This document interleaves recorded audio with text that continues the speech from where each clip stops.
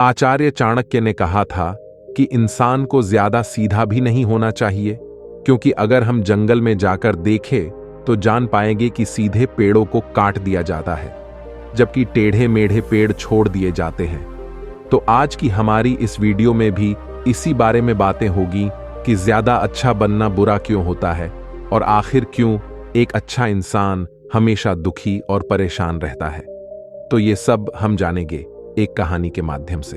एक बार एक व्यक्ति गुरुजी के पास आता है और कहता है, गुरुजी, मैं एक बहुत ही सीधा और अच्छा व्यक्ति हूं, इतना सीधा कि आपने आज से पहले मुझसे ज्यादा सीधा व्यक्ति नहीं देखा होगा। मैं हमेशा ही सबकी मदद करने की पूरी कोशिश करता हूं, सबको खुश रखने की कोशिश करता हूं, लेकिन सब मेरा फायदा उठाते हैं, मेरा मजाक बनाते हैं और कोई भी मुझे गंभीरता से लेता ही नहीं। यहां तक कि मेरे घर वाले भी मेरी इज्जत नहीं करते और ना ही घर के किसी महत्वपूर्ण काम में मेरी राय लेते हैं, जबकि अपने दोनों भाइयों की बराबरी में मैं सबसे ज्यादा काम भी करता हूं, घर वालों की बात भी मानता हूं, माँ बाप की सेवा भी करता हूं और घर के सभी लोगों को खुश रखने की पूरी कोशिश करता हूं, लेकिन मेरी भावनाओं को कोई भी नहीं समझता, सब मेरा फायदा उठाते हैं। आखिर मेरे साथ ही ऐसा क्यों होता है? व्यक्ति की पूरी बात ध्यान से सुनने के बाद गुरुजी बोले, किसने कहा कि तुम एक सीधे और अच्छे व्यक्ति हो? असल में तुम एक अच्छे व्यक्ति होने का दिखावा कर रहे हो। यह सुनकर उस व्यक्ति को बुरा महसूस हुआ, लेकिन वो फिर भी गुरुजी की बात सुनता रहा। गुरुजी ने उससे पूछा, अच्छा बताओ कि तुम हर व्यक्ति की मदद क्यों करना चाहते हो? क्यों तुम सबको खुश रखने की कोशिश करते हो? व्यक्ति ने कहा, ताकि सामने वाला भी मुझे खुश रखे, मेरी बात भी माने, मेरी इज्जत करे, मेरी भावनाओं को समझे और मुझे एक अच्छा इंसान माने। गुरुजी ने कहा, बस यही तुम्हारी समस्या है कि तुम दूसरों को खुश रखने की कोशिश कर रहे हो ताकि वो भी तुम्हें खुश रखे। तुम अपनी खुशी दूसरों के अंदर ढूंढ रहे हो। तुम दूसरों की नजरों में अच्छा और खुद की तारीफ सुनने के लिए सामने वाले की हर जरूरत को पूरी कर रहे हो और फिर उम्मीद कर रहे हो कि सामने वाला भी तुम्हारे साथ ऐसा ही व्यवहार करेगा। तो ऐसा नहीं होता, क्योंकि कोई भी ऐसे व्यक्ति को गंभीरता से नहीं लेता जो लोगों की हर बात में हाँ मिलाता है। अब मैं तुम्हें कुछ ऐसी आदतें बताता हूं जो तुम और तुम्हारे जैसे खुद को अच्छा मानने वाले लोगों के अंदर होती है।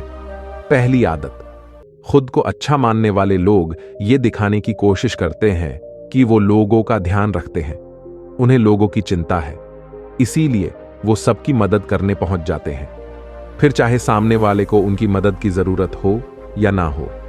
दूसरी आदत, खुद को अच्छा मानने वाले लोग दूसरों से खुद की तारीफ के भूखे होते हैं, इसीलिए वो ज्यादातर मौकों पर वही काम करते हैं जिससे सामने वाला खुश हो और उनकी तारीफ करे। अगर उन्हें लगता है कि किसी काम को करने से सामने वाला नाराज हो जाएगा तो वो उस काम को हाथ तक नहीं लगाते। तीसरी आदत, खुद को अच्छा मानने वाले लोगों को लगता है कि उन्हें अपनी कमियों और कमजोरियों को दूसरे लोगों से छुपाना चाहिए, क्योंकि उन्हें लगता है कि अगर दूसरों को उनकी कमियों और गलतियों के बारे में पता चल गया तो लोग उनका मजाक बनाएंगे, उनकी बेइज्जती करेंगे, उन पर गुस्सा होंगे और उन्हें एक कमजोर व्यक्ति मानेंगे।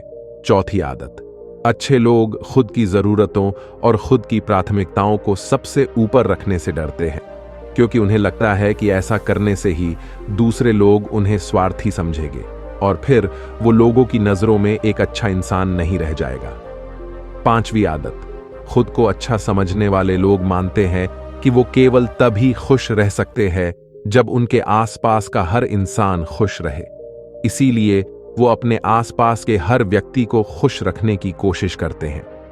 अब तुम्हें सुनने में लग रहा होगा कि इन आदतों में क्या बुराई है। सबका भला करना तो अच्छी बात है, लेकिन समस्या ये है कि खुद को अच्छा समझने वाले लोग असल में जैसे दिखते हैं वैसे होते नहीं। ये अंदर से कुछ और ही होते हैं। जैसे कि पहले अच्छाई का दिखावा करने वाले लोग ज्यादातर मौकों पर ईमानदार नहीं होते, क्योंकि वो अच्छा बनने के चक्कर में दूसरों की बुराई को भी छिपा देते हैं। सामने वाले को कभी भी उसकी गलतियां नहीं बताते और केवल वही बोलते और करते हैं जिससे सामने वाला खुश रहे। दूसरा, खुद को अच्छा समझने वाले लोग दूसरों को खुश करने के पीछे इतने पागल होते हैं कि वो कई बार जरूरी और दूसरों के लिए महत्वपूर्ण बातों और कामों को भी उनसे छिपा कर रखते हैं। और उन्हें बताते नहीं ताकि सामने वाला उनसे खुश रहे। तीसरा, अच्छे लोग अपनी जरूरतों और कामों को महत्व नहीं देते हैं, इसीलिए वो दूसरों से सीधा अपना काम करवाने से घबराते हैं, जिसकी वजह से वो दूसरे लोगों के साथ चालाकी करने की कोशिश करते हैं। अपने कामों को करवाने के लिए भी वो सामने वाले की चापलूसी करना या फिर उसके किसी काम के बहाने अपना काम भी करवा लेना, इस तरह की चालाकी करने की कोशिश करते हैं। चौथा, खुद को अच्छा मानने वाले लोग केवल पाने की उम्मीद से ही कुछ देते हैं। ये इस बात का दिखावा तो करते हैं कि ये लोगों की मदद करना चाहते हैं, लेकिन ये मदद सिर्फ इसीलिए करते हैं ताकि सामने वाला उनकी तारीफ करे, इन्हें अच्छा इंसान समझे और जरूरत पड़ने पर इनकी भी मदद करे। लेकिन अगर इन्हें मदद के बदले मदद नहीं मिलती तो ये गुस्सा हो जाते हैं, सामने वाले से अंदर ही अंदर नफरत करने लगते हैं और उससे बदला लेने का मौका ढूंढने लगते हैं।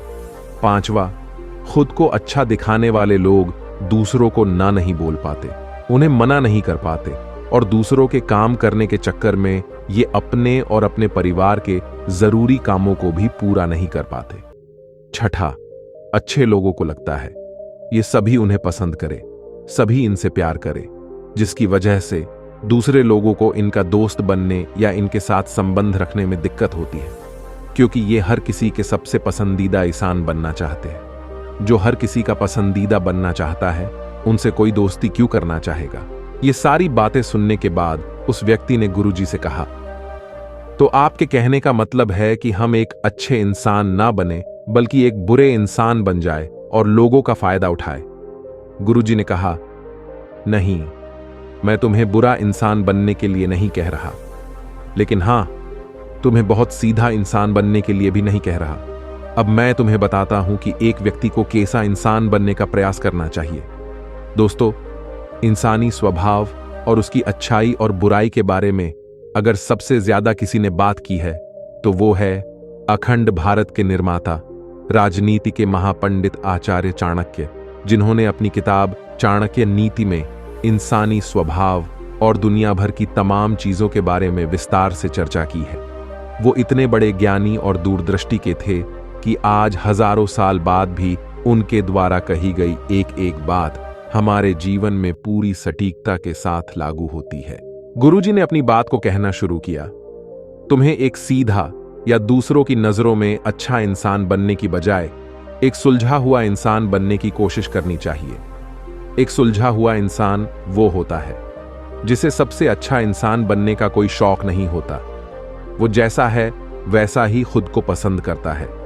वो जानता है कि वो एक इंसान है और उसमें बहुत सी कमियां हैं और वो अपनी कमियों को स्वीकारता भी है।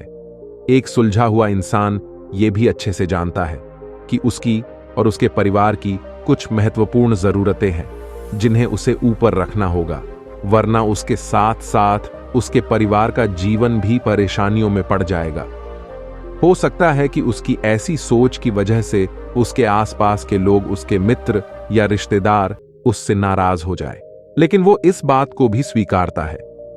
यहां पर बात स्वार्थी होने की नहीं बल्कि जीवन की सच्चाई को स्वीकारने की है, क्योंकि तुम संत नहीं हो गए हो कि तुम्हारी कोई इच्छा ही नहीं है, किसी से कोई उम्मीद नहीं है या कोई जरूरतें ही नहीं रही। तुम एक साधारण इंसान हो और एक साधारण इंसान की सोच के साथ अगर तुम सबको खुश रखने की कोशिश करोगे तो तुम हमेशा दुखी रहोगे, क्योंकि तुम्हारी भी सामने वाले से उम्मीदें बढ़ेगी और जब वो उम्मीदें पूरी नहीं होगी तो तुम दुखी हो जाओगे।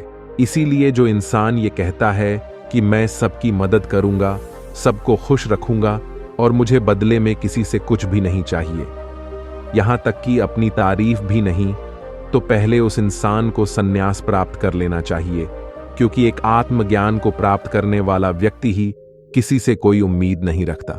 पर क्योंकि आत्मज्ञान को प्राप्त करना सबके बस की बात नहीं है, इसीलिए तुम्हें इस जीवन के सत्य को स्वीकारना ही होगा और खुद को शोषण का शिकार और दुखी होने से बचाने के लिए एक सीधा इंसान बनने की बजाय एक सुलझा हुआ इंसान बनने की कोशिश करनी होगी। अब मैं तुम्हें बताता हूं कि एक सुलझे हुए इंसान में क्या क्या विशेषताएं होती हैं। पहली विशेषता, ये अपनी और अपने चाहने वालों की जरूरतों को सबसे ऊपर रखते हैं।